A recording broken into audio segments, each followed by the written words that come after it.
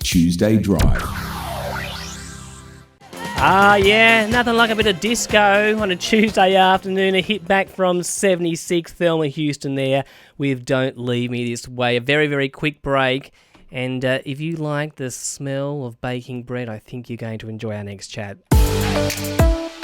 Playing great music along with the local weather, news and the odd touch of quirkiness. You're with Stephen on Shoalhaven's Community Radio, Triple U 104.5 FM.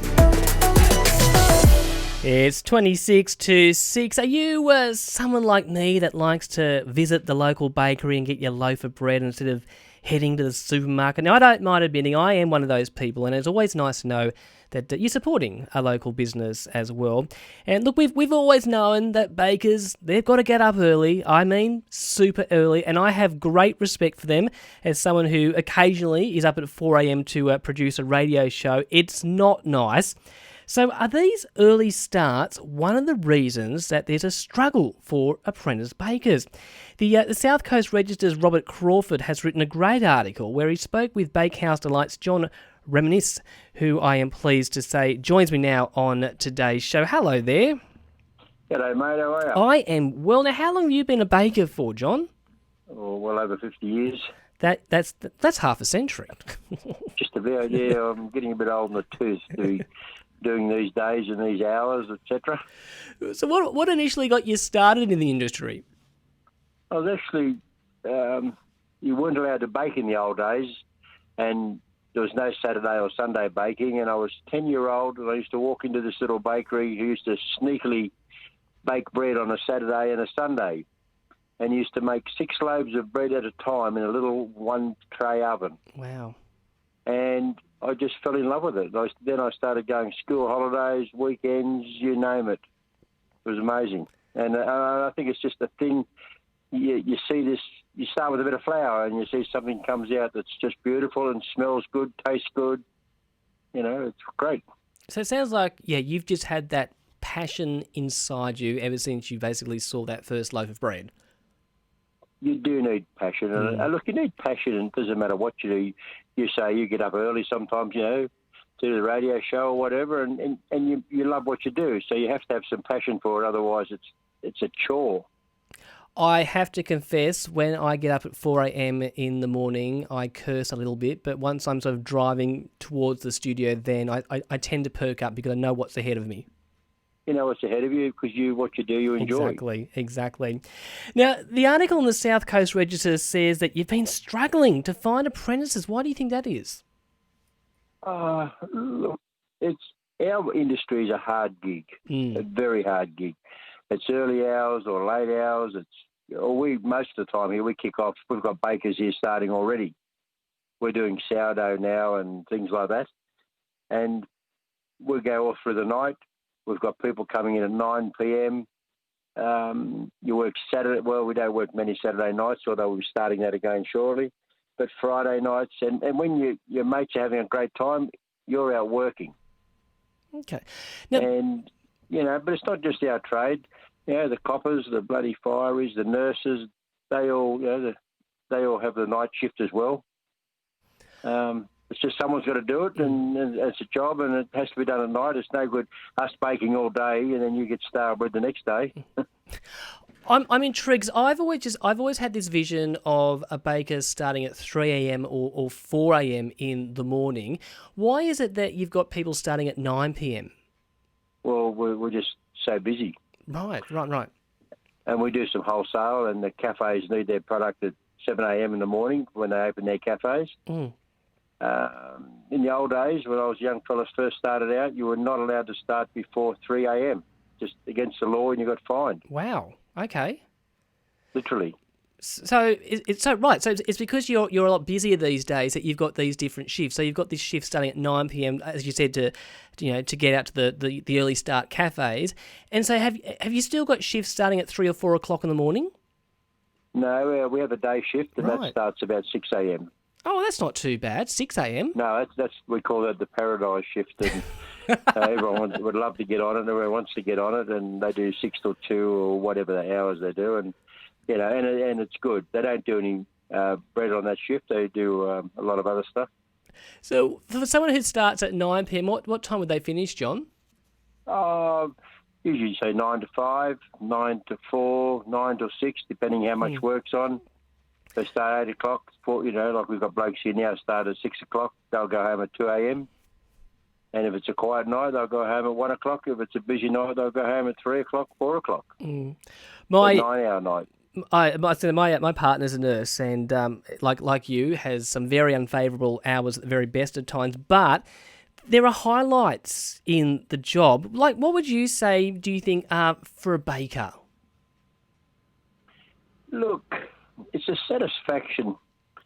As I was saying before, you start with flour, and you make this product that comes out, and I don't need anyone to tell me that's an ordinary loaf of bread we made today, and that does happen. And I also know when it's a very nice-looking loaf of bread or things that I look for, and you feel good. You don't do a Toyota and jump 10 foot high, but you know it's a nice product, and you feel good about it. So you just go on to the next job and the next job and the next job. But I also know.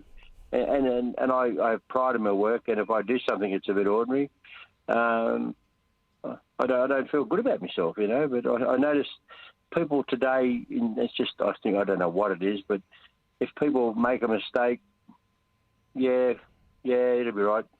That's all right. They don't seem to care, and probably because I had an old bloke boot me up the behind if I did make a mistake in the old days. And maybe, I don't know. Well, I was going to say, to be fair to you as well, I mean, your business has picked up a number of, prestigious awards over the years. I dare say that if you had that ho-hum approach, you certainly wouldn't have those trophies on your shelves. We just done some refurb work here back in June, I think it was, and one of the boys, we started packing away boxes and things. We've got boxes of trophies. And we just had to get rid of them. We just got too many. You can't put them all in the shop. So we don't do a lot of competing anymore. We've got judges now. My son, John, he judges all around Australia when there's a big bread show on or something. And just recently, the three young ones, those three good ones, they went to Sydney for the National Pie competition. And there's 7 judges selected from around the state, and we had 3 of them in Sydney from the Shoalhaven. That's pretty good stuff when you think about it. That's a great effort, and the fact that they're coming from the Shoalhaven too, that it puts us on the map, I've got to say.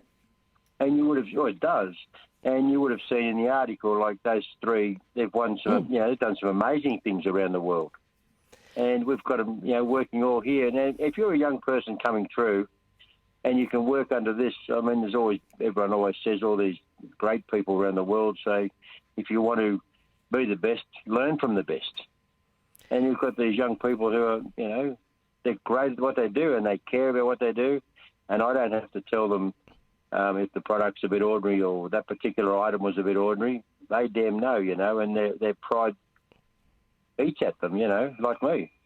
And I'm guessing you can sense the passion with them as well. Oh, they've got passion, But in this trade, you do need passion. But as I was saying before, you need passion for anything you want to do good in this world, And of course, there's the other old saying: if you love what you're doing, you're not working, are you? That is it's actually not so much a chore. Now, I know you've been in the paper, as I mentioned before, and you've spoken to Graham Day this morning on another station. Are you still looking for applicants? Yes, actually, it's amazing. We've had 3 young applicants ring today. That's great. Well, 1 older one and 2 younger ones. They're coming in for interviews tomorrow, and I would think there's probably going to be more. I don't think there's any doubt about that. As I said to Graham, you don't need, Dad grabbing little Jimmy by the ear and saying, "There's a job there, son. Let's go," or daughter, or whatever. They've got to want to come themselves. But look, when they come in, and the first thing I ask them, "Why do you think you want to become a baker?" And I tell them all the bad things, because it's not all love and roses, I can assure you. And that's probably in most jobs. The local mechanic shop, you've got your hands covered in grease and muck and blah, blah, blah. But if you've got a passion for motor cars and fixing and repairing or whatever, it's easy, isn't it? So would you say that you've had these applicants since you've been in the media, since you've been in the paper and on radio? Yeah. these three have actually come via the newspaper, or That's the ad, great. etc. And I'm curious. I'm just curious to know, John. Like, so they've read the article, or they've heard you. Why they come to you? Like, have they said, "Oh, I've never really considered an industry in baking," or I've always wanted to be a baker, and this has been the push? Well, I think who knows? I'll find out a bit more tomorrow and I will ask them what made you pop up today and not yesterday. But I imagine it's because of what they've heard, and they're a little bit excited too, probably. They're thinking, "Wow, this could be me," because this trade can take you anywhere in the world if you really wanted to. Each one of those three young ones have all baked around the world. They've done time overseas. They could go anywhere whether it be to France or Germany or England or Italy or any of those sort of nations, and get a job anywhere,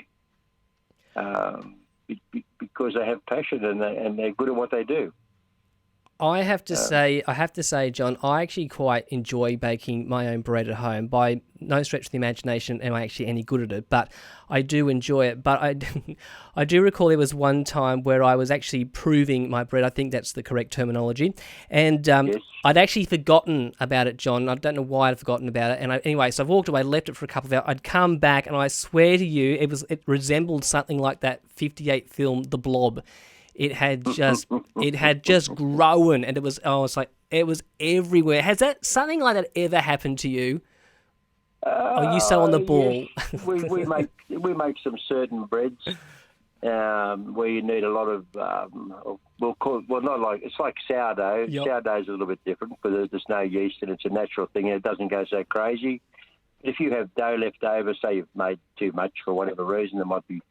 But there are some recipes we use where some of the old Italian breads where you need to have old dough from yesterday, so it's fermented and within itself, say for 24 hours, and sometimes it just takes the lid off the container, and you look at it 4, 5, 6 hours later, and you think, bugger, it's all over the floor. Oh no! Oh God! And it's a mess. You got to clean it up. You got to throw it out.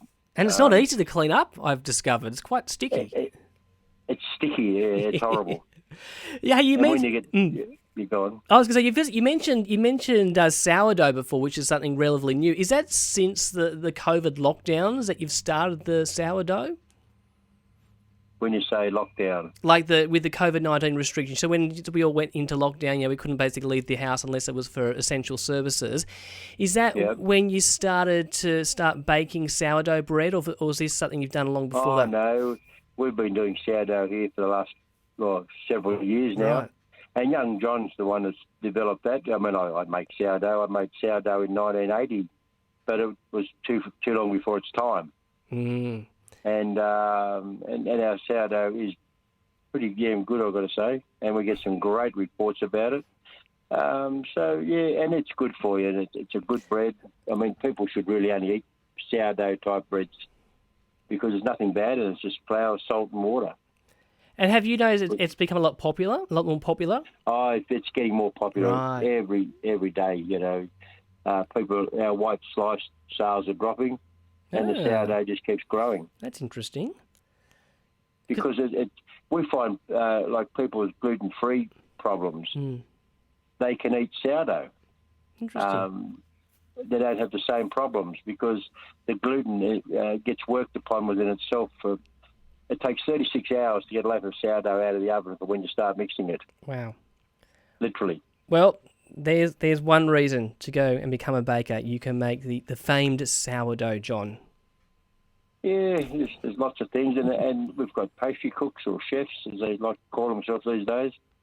And the young lady there, she would be the best pastry cook on the whole South Coast, literally. Well, I'm just going if you're a young person working alongside her, imagine what you can learn. Absolutely. Well, I'm going to have to go down and try one of those pastry slices, I dare say, John.